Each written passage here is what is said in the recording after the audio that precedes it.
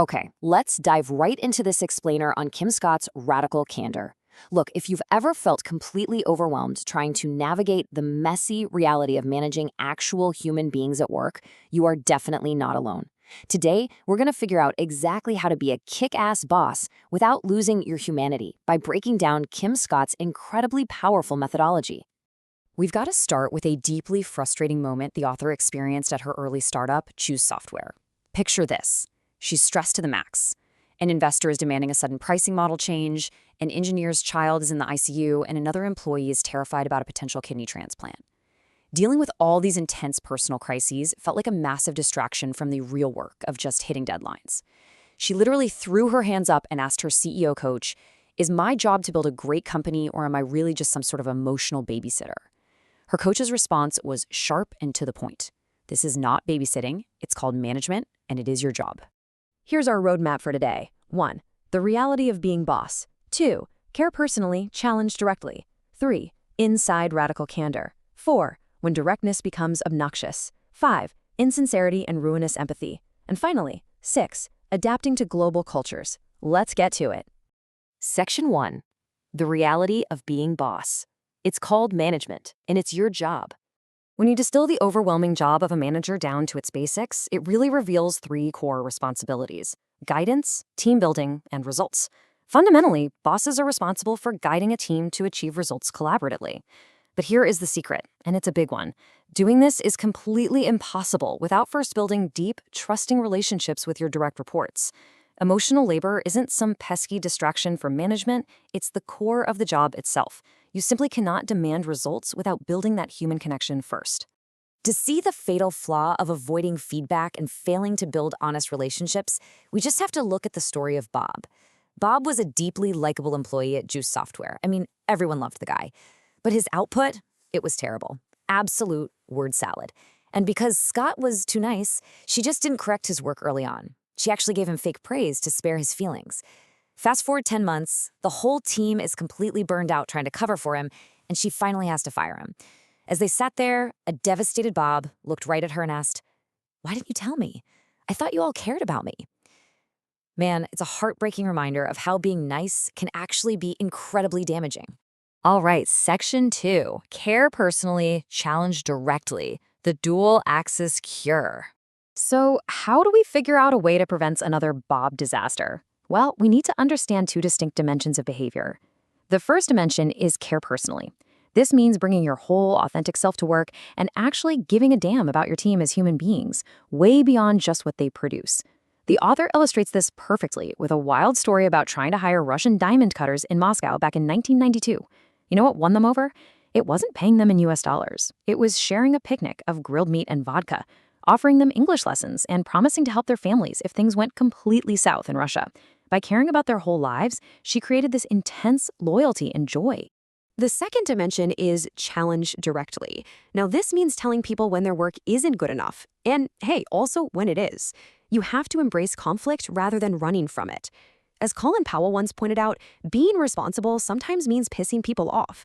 Challenging your team directly is actually the absolute best, most authentic way to show you care about their growth. Think about it. If nobody is ever mad at you, you probably aren't challenging them enough. Section 3. Inside radical candor, the sweet spot of management.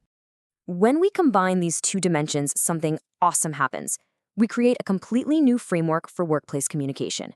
By putting care personally on the vertical y-axis and challenge directly on the horizontal x-axis, boom, we reveal the 2x2 architecture of the Radical Candor methodology. It gives us 4 very distinct quadrants to navigate. Up in the top right quadrant, we have Radical Candor itself. This is the powerful intersection of caring personally and challenging directly to build real trust and drive results. It totally opens the door for clear communication. But please remember this, it is a behavior, not a personality trait. Nobody on earth acts with radical candor 100% of the time, and everyone spends time bouncing around all 4 of these quadrants depending on the day. To really grasp what this looks like in practice, consider this incredibly vivid story of the author's out-of-control dog, Belvy. They're waiting at a crosswalk, and the dog is just lunging at traffic. A total stranger looks at Scott and says, "I can see you really love your dog, but that dog will die if you don't teach her to sit." Then he points right at the ground and sharply commands the dog to sit. and the dog immediately sits. While Scott is standing there gaping in sheer amazement, the stranger smiles and says, "It's not mean, it's clear." That direct, urgent guidance, it was an act of profound care. We see another brilliant example of radical candor from Sheryl Sandberg during her time at Google. Right after Scott gave a highly successful presentation, Sandberg pulled her aside.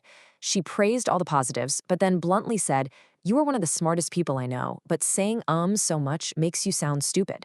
She even offered to pay for a speech coach. Now, this blunt feedback was incredibly effective precisely because Sheryl had already firmly established that she cared deeply about Scott's success. Notice she didn't say Scott was stupid. She said the behavior made her sound stupid. It was a perfect challenge rooted in real personal care. Section 4. When directness becomes obnoxious. The competent jerk. So what exactly happens when we deliver the challenge but completely skip the care? Well, that is called obnoxious aggression. It's challenging directly without taking even 2 seconds to show you care personally. It's essentially front stabbing. Now, while this super aggressive approach can sometimes get short-term results, which is exactly why the competent jerk is such a known archetype, it ultimately leaves a highly toxic trail of dead bodies, burnout, and deep resentment in its wake. The sources share this really painful, cringy anecdote about a boss named Ned. Ned threw a costume party for his team, but for some reason, he showed up in a tuxedo. Feeling incredibly insecure about it, he decided the best move was to belittle his employee, who had actually dressed up as a leprechaun. Right in front of a massive crowd, Ned screamed, "I said to dress in your national costume, not to dress like a fool." This is a prime, textbook example of obnoxious aggression. It was public, humiliating, and completely devoid of any personal care. Moving on to Section 5, Insincerity and Ruinous Empathy, the Dangers of Being Nice. We've explored the aggressive side, but what about the 2 quadrants where managers fundamentally fail to challenge their teams at all? Down in the bottom left, we have manipulative insincerity. This is neither caring personally nor challenging directly. It's dishing out fake praise or avoiding necessary criticism to gain a political advantage, or honestly, just because you want people to like you. It is fundamentally an act of vanity. Apple's Johnny Ives actually once admitted that he pulled punches on his team's design work because he cared about the team, to which Steve Jobs bluntly replied, "No, Johnny, you're just really vain. You just want people to like you." And now, let's look at the top left quadrant, ruinous empathy. This is caring personally, but totally failing to challenge directly, usually just to avoid creating tension or discomfort. Remember Bob? This is the exact trap the author fell into with him. She was so desperately worried about hurting his feelings that she praised his awful work and eventually had to fire him anyway. It is arguably the most common and disastrous management mistake of all because it really feels like kindness, but in reality, it operates as straight-up sabotage. And finally, Section 6, Adapting to Global Cultures. Radical candor is contextual. Here's the thing you have to understand. Radical candor is deeply contextual. What works brilliantly in one environment might completely bomb in another. Even right there within Silicon Valley, context matters. Compare Apple and Google. At Google, managers valued a steep growth trajectory. Literally everyone wanted to be a superstar. But at Apple, they recognized that healthy teams actually require a balance. They definitely needed those ambitious superstars to act as agents of rapid change, but they equally needed rock stars, people on a more gradual growth trajectory who offered incredible stability and were world-class at their current jobs.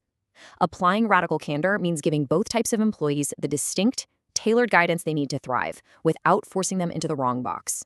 Furthermore, radical candor is always measured at the listener's ear, not the speaker's mouth. The sources highlight this with a really fascinating global contrast.